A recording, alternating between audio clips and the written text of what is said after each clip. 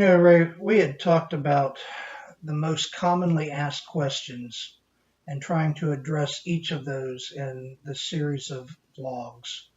Um, and I guess really probably the best way to address that is starting with the most commonly asked question, possibly.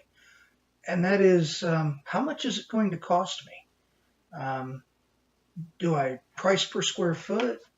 How much per square foot is my new home going to be? And, I really don't have a great way to answer that for people. So I think we're probably going to take a little more time than you wanted to spend on this vlog, but let's give it a shot. Okay, Dave. You mentioned the thoroughness of how people are compiling their pricing, and you're right. There's really two ways to go about answering it. You can price a basic home with no frills and the owner providing things like appliances and flooring and even doing their own paintwork, as well as all of their own on-site improvements.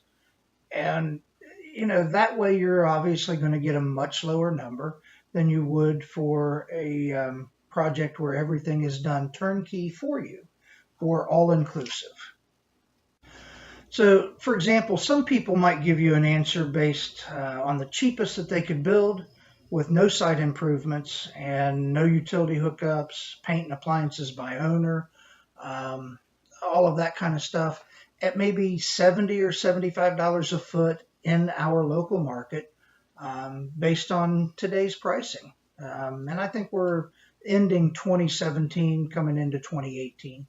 And prices are going to go up slightly. They always do, especially given the economy has started to pick up a little bit and the fact that lumber commodities have been really going up given the recent hurricane activity. So, what is the easy way?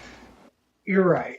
On the other hand, if you wanted a very thorough approach to the pricing, you would include absolutely everything, where the customer had to do absolutely nothing except enjoy their new home.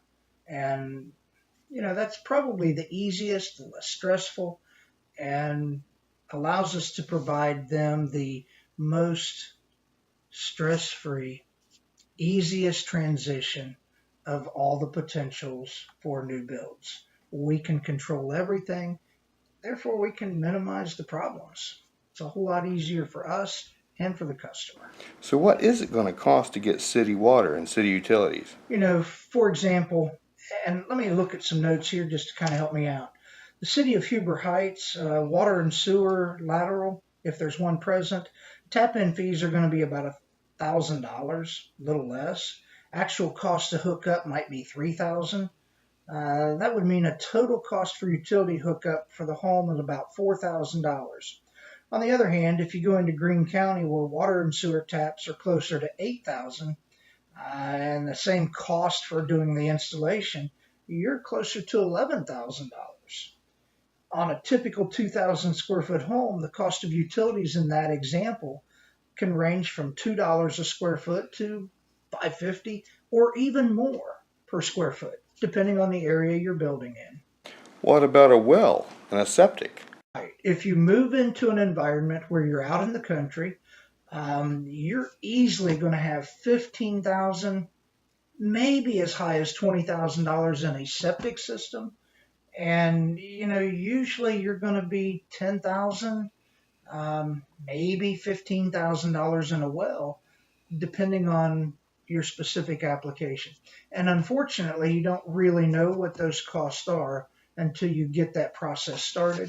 But in general, if you leave an allowance in the budget for, say, 15,000 or $20,000 for the septic system, and probably somewhere 10,000, maybe 15,000 on the high side for your well, you should be in good shape. But what those costs do to the overall price per square foot of a home, you're $30,000 or more into the cost. That's $15 per square foot added to the price of a home. So again, it's really difficult to give somebody a price per square foot based on based on where they're going to be and the variations that come in. There could be a huge price difference from where one customer is building in the exact same home in a subdivision in, let's say, Huber Heights versus even a subdivision in Springboro, where your water and sewer tap fees are going to be 10 times as much as they are in Huber in Springboro. Or if they move out into the country, and instead of having $4,000 in tying into utilities, you got 25 or $30,000 to hook into utilities. And over and above that, in your typical subdivision, you're going to have a driveway that's maybe 25 foot by 25 foot long, 16 foot wide. Heck, in a country type setting, we've done driveways 3, 4, 500 feet long, and that adds a significant cost. Over and above that, you're having to make arrangements for things like electric. Um, if a scattered site, a site setting in the country, doesn't have power to that spot, you're working through engineering with DP&L or CG&E or whomever to make sure that power can be brought to the property. And then sometimes that cost gets borne by the customer, depending on multiple variations of situations. Depending on that, DP&L may cover the cost, or there might be a bill that comes to the customer. It really depends on the situation. In the case of CG&E, CG&E is always going to charge you for the wire that goes underground versus DP&L that supplies the wire. And the wire to do a primary feed to your home is kind of on the pricey side. So, that's there are so many things that come into play. And What kind of costs do you think we're going to have in windows and trim? features that the customer wants on the inside of their home.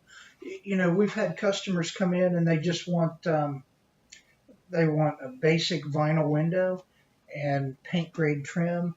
And that's much more economical than going to a Pella wood window, for example. The Pella Pro line is what I like to use as kind of a standard or a base grade. My personal preference is the stain trim. I like the look. It's warm. It's comfortable. It feels good. And, that's just me. A lot of people really like the painted trim, but the painted trim is a less expensive approach to doing the trim in your home than what stain grade trim is. By the same token, the vinyl windows are less expensive than the wood Pella windows, the Proline series, in a number of ways. One, the vinyl windows, you don't even have to paint them. They're done. Put them in the hole, flash them, seal them, drywall wrap the opening, and you're pretty much finished. A lot of times we'll put a windowsill in and maybe a little casing apron down underneath that if the customer wants. But a Pella Pro line, you're actually casing the window out and staining that window plus the trim. So, you're probably $150 to $200 more per window to go from a single hung vinyl window with a half screen, nice window. Simonton would be probably what we'd recommend there, or the Pella window vinyl. They're both really good. They're priced competitive. And it just depends on the house and the sizing as to which one's going to be the most economical. Um, the Simonton window has got a lot of awards over the course of time. It's been a great product. In the last 5 years, maybe longer. Goodness. Anyway, Pella bought a vinyl window product, and they have done wonders with that. So I'm pretty happy with that product as well. Yeah, there's a lot of builders that are using a cheapo window that you can buy at Lowe's for under $100, and it will meet the minimum code requirements. Absolutely. So what's the deal with inside doors? Why are they so expensive? Yeah, doors is another area. Um, you know, a basic entry door, 6 panel with maybe a side light, insulated steel. That's kind of a nice base grade. I'd like to upgrade that to a fiberglass door. They hold up a lot better than insulated steel do. Insulated steels are really thin, so any little thing has a tendency to dent them, and that's there forever. Fiberglass, a lot easier or a lot stronger. It's easier to paint, easier to just not have to worry about patching anything. So I think it provides the customer for a little bit of extra money, provides the customer a much higher quality of product for a long time down the road. And I think that's what most of our customers are looking for. A beautiful house needs a great patio door. Yeah, patio doors make a huge difference as well. We've had customers that want to go with a base grade vinyl sliding door. I usually try to recommend against that. My experience has been that the track at the bottom of that door is a toe jam. You will jam your toes into it, it's inevitable. For not a whole lot more money, you can get a really decent atrium style door where one side opens, the other side's fixed, and they look really well. And they're a whole lot easier to maintain than that vinyl track at the bottom. But to step up over and above that, yeah, it's a few $100s more. But again, the Pella Pro line has a absolutely awesome sliding door. And you've been over to Pella, you've talked to Mike. They've got a great sliding door product. It works well, one finger. It's got a nice screen. It stains up nicely. It matches everything else in the house. It's just a great product at a pretty decent price. So what is the cost of a basement and garage going to add to my build? Yeah, obviously, Ray, the difference of a basement. In our example, the square footage of a home is based on the actual heated living space, and does not include basements or garages. So obviously, if you're going to have a basement that costs you, say, $20,000, you're adding $10 to the square foot cost of the house based on the example that we were working with. So, whether or not a house has a basement certainly does have an impact. And, adding a garage, you know, people can price these homes on a base price with no garage, whereas a two-car attached garage can be $20,000 or $25,000 to the price, and you're looking at another $10 a square foot added to that base $70 a foot. So you're starting to see where all of these things can kind of add up, and drive that square foot cost up. So when customers are asking about how much per square foot, it just absolutely, totally, unequivocally depends on what is the customer wanting. What do they want in their home? What are their needs? And then we try to design a home based on what the customer needs are, and design that to be as economically affordable as we can so we can meet their criteria. And that aspect of being a design build firm, it allows us to do some things that going to an architect and having a pretty house designed versus us going in and designing something that suits what the customer's needs are, can save them a lot of money. A lot of times they can get a whole lot more house for less money. How does the roof pitch affect the price of my house, man? Come on. Yeah, roof pitch. We typically design with a 512 pitch. 512 is structurally, engineering wise, the most economical to build type of pitch. It gives you enough rise that everything sheds off good. Dimensional shingles look nice on it. It's a great way to go. And yes, there are people that really like the taller pitches, and I get that. They're beautiful. But that's a lot of extra money that the customer is spending. And, that's cool if they want to do it, but what are they gaining? I like a roof with a steep pitch too, but should I pay that much for it? Yeah, I know you like, and there's a lot of people that really like the taller roof pitches, and I don't mind building them. I'll build anything. That's easy.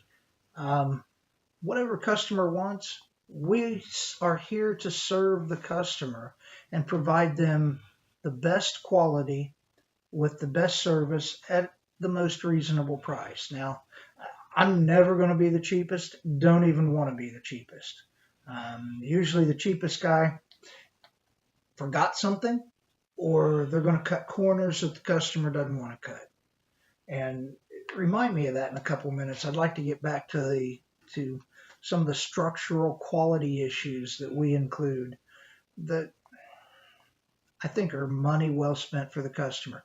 But you had asked about roof pitch, so I put together a couple of little things on that for notes. So um, again, typically we design a home with a 512 pitch. That's the most economical, best dollar for dollar value available. Many customers prefer a steeper pitch on their roof, giving them a different aesthetic perspective. While it doesn't change functionally the home in any way, shape, form, or manner, it can add significantly to the base cost. There are numerous things to consider when changing roof pitch. One, obviously, it's going to use more plywood and shingles.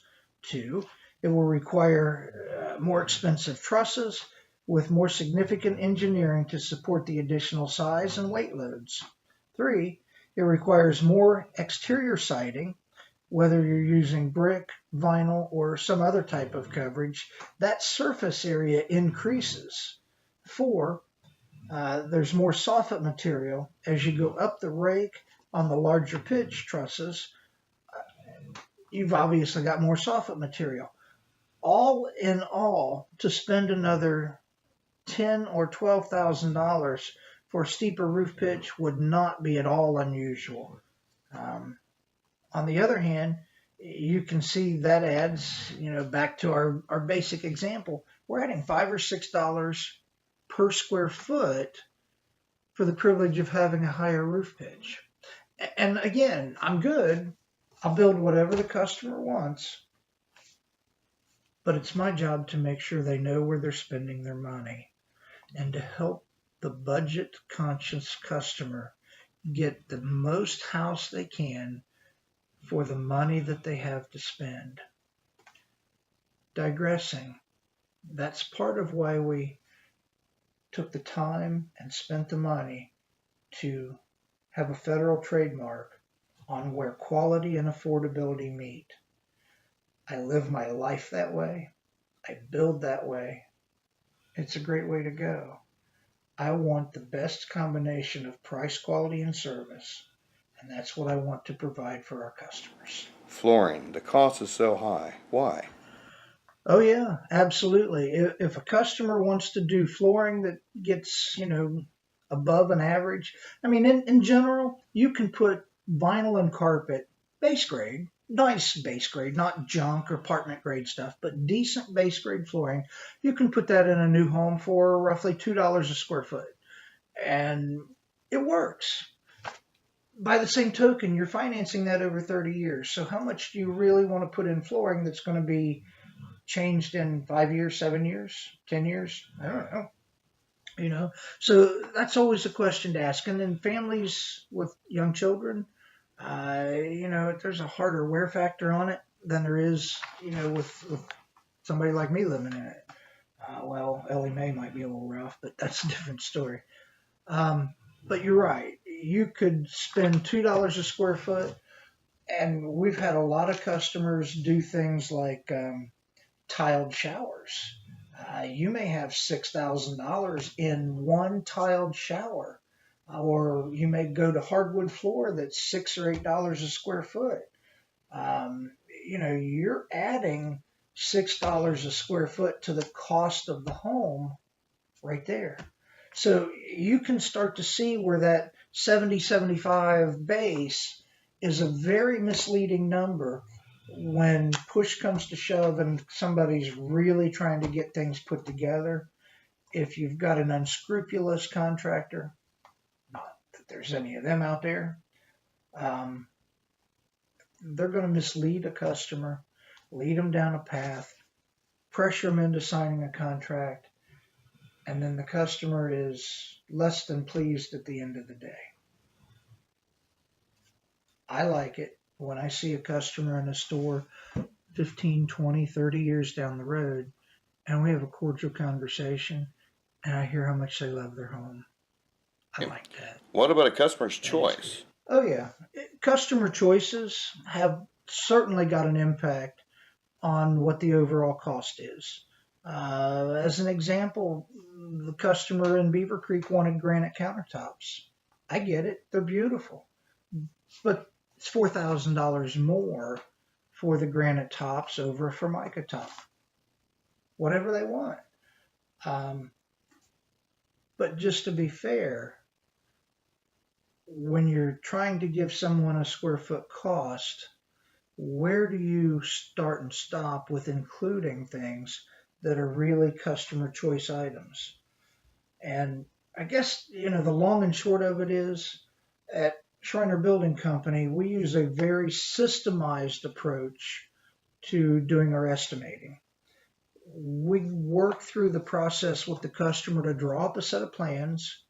I am intimately involved in that. And then Mark in my office, he and I sit down, we go through, and we'll tweak it multiple times, um, just to try to make sure that we're taking advantage of the incremental usage of materials.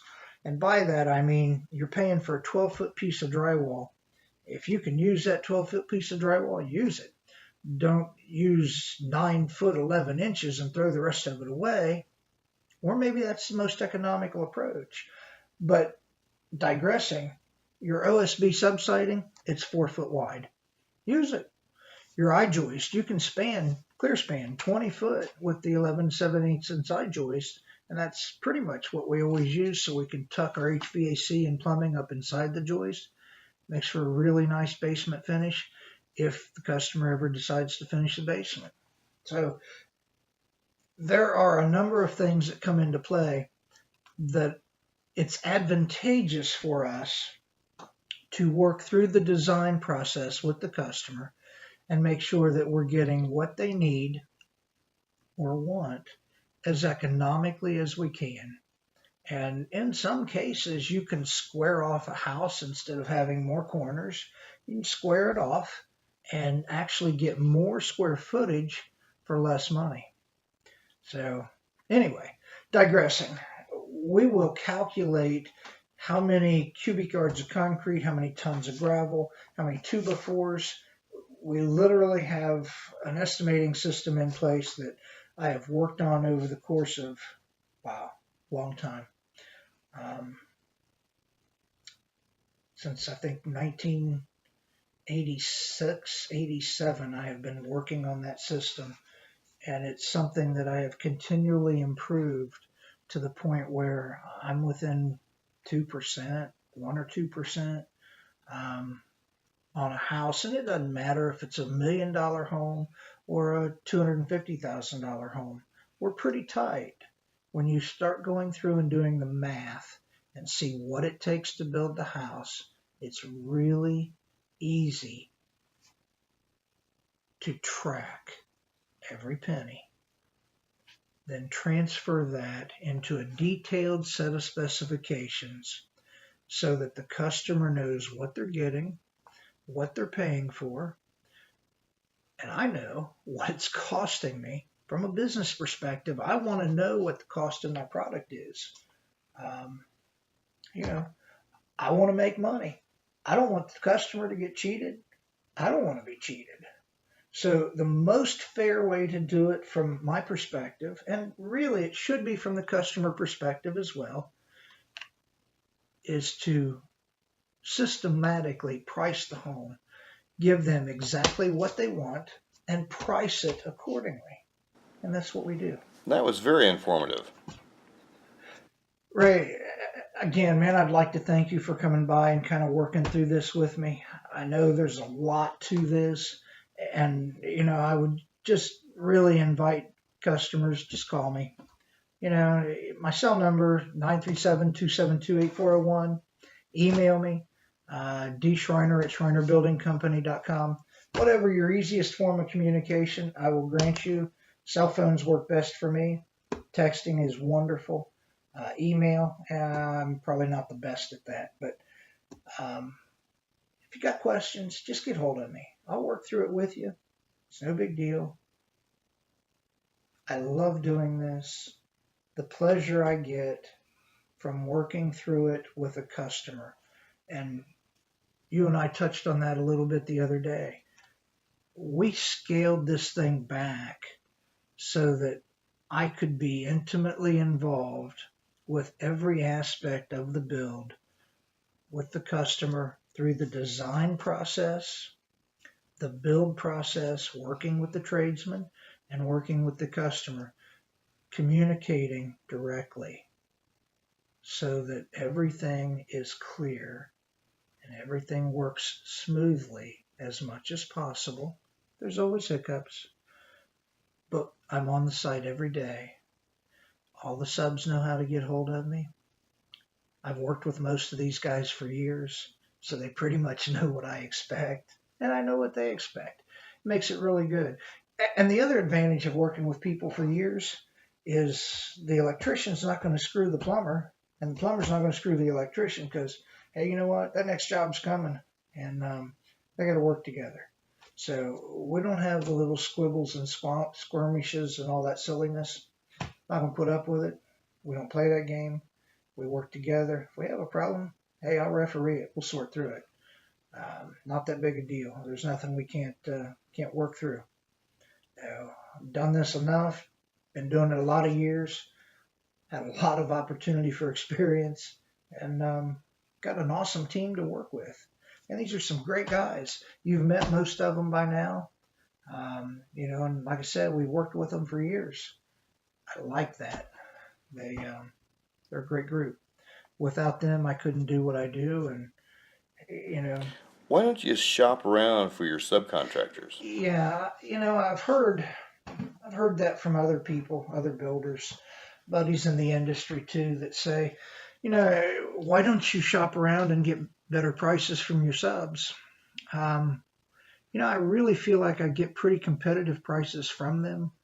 Um, but again, digressing, that whole aspect of the best combination of price, quality, and service, when you work with someone job after job, everybody there knows what they want, knows what they need, and they do it. They work together. These guys are buddies. They build a relationship over the course of time.